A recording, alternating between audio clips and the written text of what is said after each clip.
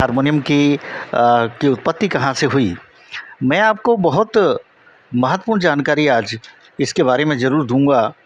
और अगर आप संगीत के शौकीन हैं तो ये निश्चित है कि ये वीडियो आपके लिए बहुत महत्वपूर्ण होने जा रहा है। क्या आप जानते हैं कि हारमोनियम भारत में बहुत अधिक बजाया जाता है, लेकिन आपको ये पता होना चाहिए कि भारत में हारमोनियम तो बहुत बजाया जाता है, लेकिन इसका आविष्कार भारत में नहीं किया गया था। इसका आविष्कार यूरोप में किया गया था। और हालांकि सबसे पहले हम ये देखते हैं कि जैसे भारत के जो संगीतकार हैं वो सरगम का रियाज हारमोनियम पर ही करते हैं, लेकिन हारमोनियम के बारे में जो रोचक जानकारी है वो ये कि इसकी उत्पत्ति 1700 के आसपास कोपेनहेगन यूनिवर्सिटी के प्रोफेसर क्रिश्चियन गाटलिब ने किया था। लेकिन दूसरा जो मॉडर्न स्टाइल जो इसको अपग्रेड किया गया वो 1840 में अलेक्जेंडर डेहन ने किया। भारत में 19वीं शताब्दी में ये इंस्ट्रूमेंट आया और यहाँ श्री द्वारकानाथ घोष ने इंडियन रागों के आधार पर उसको एक सिमुलेशन करने के उद्देश्य से इसको ड्रोन नोट्स के साथ संशोधित किया और भारतीय क्लासिकल म्यूज़िक के साथ में 12 स्वर तथा 22 श्रुतियों के गायन के लिए उपयोगी बनाया। जैसा कि हम जानते हैं कि तानपुरा एक बहुत महत्वपूर्ण इंस्ट्रूमेंट है जो भारत में क्लासिकल म्यूजिशंस के साथ में एक अलग से एक संगीत वाद्य बजाने वाली महिला या पुरुष उनका साथ देते हैं और निरंतर एक बेस प्रदान करते हैं। क्या आप जानते हैं कि स्वरों का जो संयोजन है और रागों का, खास करके जो छोटे ख्याल हैं, जो बड़े ख्याल हैं, जो बंदिशें हैं, उन बंदिशों को गाते समय हमेशा तानपुरे की संगत जो है वो कराई जाती है। और आपको पता होना चाहिए कि तानपुरा मूल रूप से सापा का निरंतर ज्ञान बेस प्रदान करता है। तानपुरा का आविष्कार गंधर्व तुम्बरू को माना जाता है। यह श्रुतियों को इसलिए इसे वादी, लेकिन हारमोनियम को भजन, कीर्तन तथा ख्याल, बड़ा ख्याल, छोटा ख्याल के लिए बजाया जाता है। बाद में क्या किया गया कि स्केल चेंजर का भी प्रयोग हारमोनियम में किया गया और 1875 से 1940 के बीच में 1875 से 1940 के बीच में इसमें काफ़ी संशोधन किया गया। लेकिन आपको पता होना चाहिए कि आकाशवाणी, भारत का जो आकाशवाणी है, जो रेडियो प्रसारण जहाँ से होता है, ने शुद्धता की कमी के कारण हारमोनियम को 30 वर्षों के लिए प्रतिबंधित कर दिया था, जो कि 1940 से 1970 के बीच में तक चला। और 1970 में से आंशिक रूप से हटाया गया, एक पार्सली हटाया गया। और डी.एन. घोष जो है वो और जो म्यूजिक लवर्स और उन लोगों ने इसके बारे में कहा कि ये वास्तव में श्रुतियों में गड़बड़ी पैदा करता है, क्योंकि सारे गा मा पा सा के बीच में जो टाइम जो निर्धारित किया गया है उसके बीच की श्रुतियों को लेने में हारमोनियम को बजाते समय परेशानी आती है। लिहाजा जो गायक हैं वो सही तरीके से गायन नहीं कर पाते हैं। इसलिए ए ग्रेड के कलाकारों को तथा किसी भी प्रकार के कलाकारों को जो आकाशवाणी संबद्ध थे उनको गाने बजाने में असुविधा होती थी, जिसके कारण ये आपत्ति जताई गई कि इसका उपयोग प्रतिबंधित कर दिया जाए। जहाँ तक डी.एन. घोष साहब का पता है, इनका बहुत बड़ा योगदान हारमोनियम के निर्माण के रूप में किया गया। डी.एन. घोष जी का जन्म 1909 में कोलकाता में हुआ था और उन्होंने ही यूरोपियन जो वाद्य है, जो हारमोनियम है, उसको क्लासिकल म्यूज़िक के हिसाब से अनुकूलित किया तथा इंडिया में फिर हारमोनियम का निर्माण इतना तीव्र गति से हुआ कि प्रत्येक कलाकार हारमोनियम के साथ ही गायन वादन करता रहा। इंडियन क्लासिकल म्यूज़िक में माइक्रो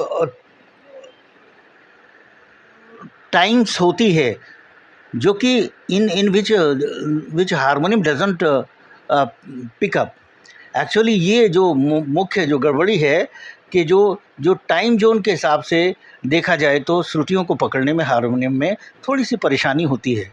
और आपको मालूम होना चाहिए कि प्रमुख विरोधी जो थे जिन्होंने हारमोनियम के प्रयोग को वर्जित कराया, उनमें आप जैसा कि आप जानते हैं महाकवि रविंद्रनाथ टैगोर जी, जो कि बहुत बड़े विद्वान थे भारत के अंदर।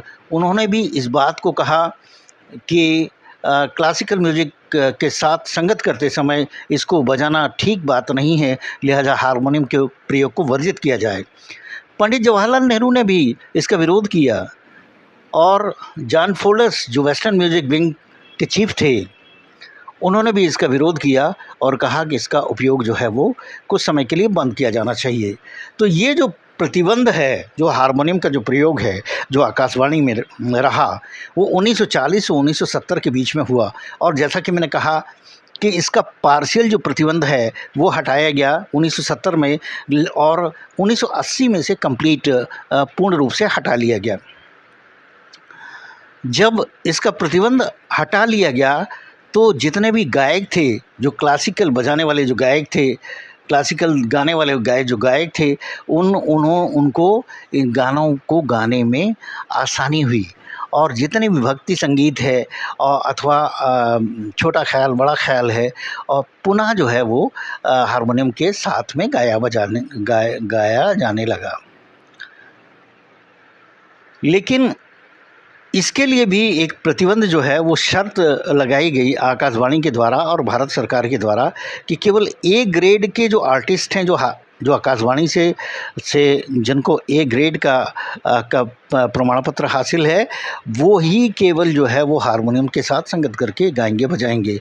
और सोलो परफॉर्मेंस के लिए भी इसी तरीके से कहा गया कि हाई क्वालिटी के जो उच्च क्वालिटी के जो विशेषज्ञ सिंगर हैं वही इसका प्रयोग करेंगे।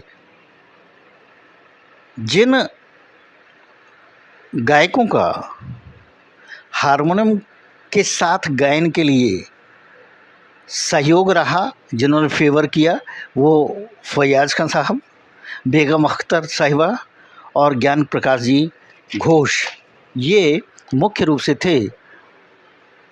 अब मैं आपको बहुत ही महत्वपूर्ण जानकारी मैं हारमोनियम के बारे में देना चाहूँगा और ये कहूँगा कि सबसे पहले जो गायन है उसके लिए हम हारमोनियम में सरगम को बजाते हैं। और सरगम को बजाने के साथ साथ बहुत सारे ऐसे स्वर हैं, 12 श्रुतियों को भी लेते 22 श्रुतियों को भी गाते बजाते हैं और हर एक का रियाज़ धीरे धीरे करके करते हैं। आज मैंने आपको ये बताया कि हारमोनियम की उत्पत्ति कहाँ हुई। सामान्यतः हम लोग जानते हैं, हम लोग ऐसा सोचते हैं कि शायद भारत में ही इसकी रचना की गई, लेकिन ऐसा नहीं है। ये एक यूरोपीय वाद्य है जो कि बहुत ही महत्वपूर्ण वाद्य भारत के लिए हुआ। और डी.एन. घोष साहब ने इसको जो अपग्रेड किया और भारत के जो classical music, Indian classical music है, कर्नाटिक म्यूज़िक है, इसके साथ संगत करते हुए हारमोनियम का प्रयोग को हमने सिंक्रोनाइज़ किया भारत के अंदर।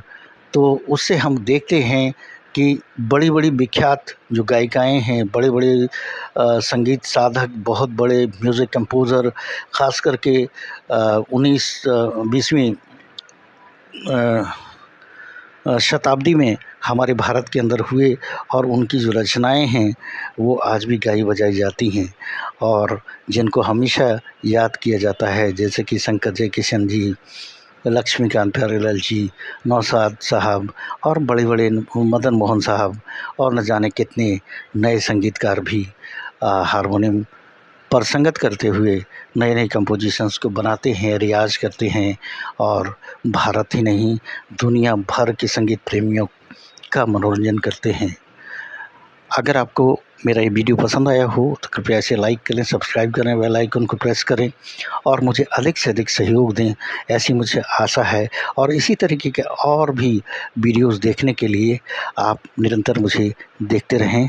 धन्यवाद।